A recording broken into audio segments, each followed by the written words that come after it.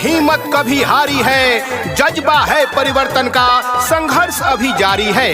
हाजीपुर नगर परिषद वार्ड संख्या 17 से कर्मठ सुयोग्य ईमानदार समाज सेवी वार्ड पार्षद प्रत्याशी रवि गुप्ता, जिनका चुनाव निशान है ढोलक छाप ढोलक छाप ढोलक छाप। तो ढोलक छाप पर बटन दबाना है और रवि भैया को भारी से भारी मतों से विजयी बनाना है।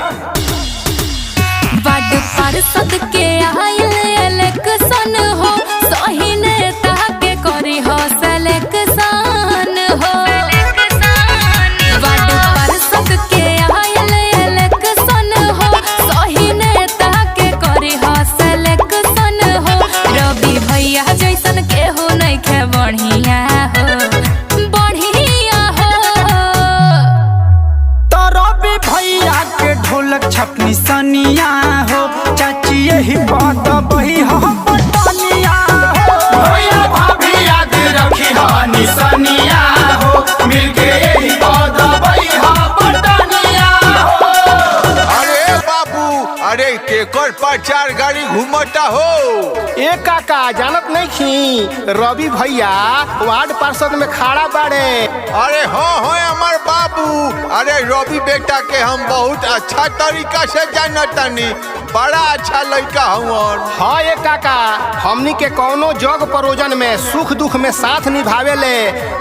इनकर चुनाव निशान मिलल बा काका ढोलक छाप ढोलक छाप। अरे हो हमार बाबू, अरे सब शादी विवाह में बाजेला ढोलकवा उहेनु।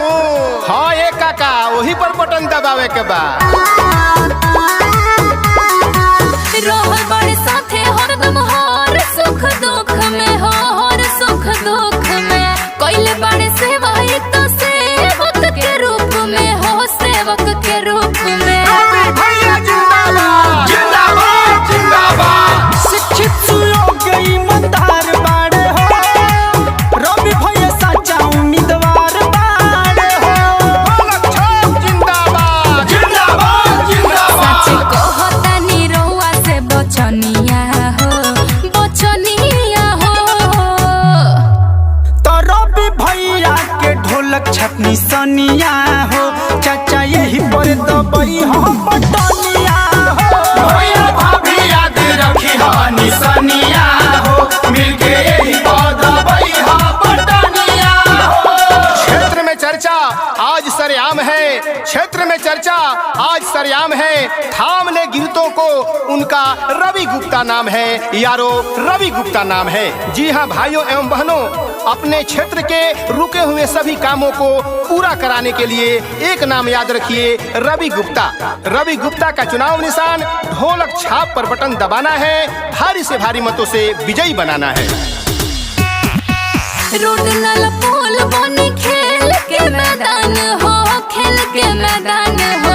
पेंशन आवास दी है सबका पर ध्यान हो, सबका पर ध्यान हो। रवि भैया जिंदाबाद जिंदाबाद जिंदाबाद। वार्ड संख्या 17 के बाड़े ईशान, रवि भैया सबके पूरई है यार मान। जनता जिंदाबाद जिंदाबाद जिंदाबाद। मिट जाए भ्रष्टाचार बेईमानिया हो, बेईमानिया हो। तो रवि भैया के ढोलक छपनी सनिया हो, भैया भाभी दबई हो पटनिया हो। भैया भाभी याद रखी हो निसनिया हो, मिलके यही बात बही हो पटनिया हो। वार्ड पार्षद के आइल इलेक्शन हो, सही नेता के करी हो सिलेक्शन हो।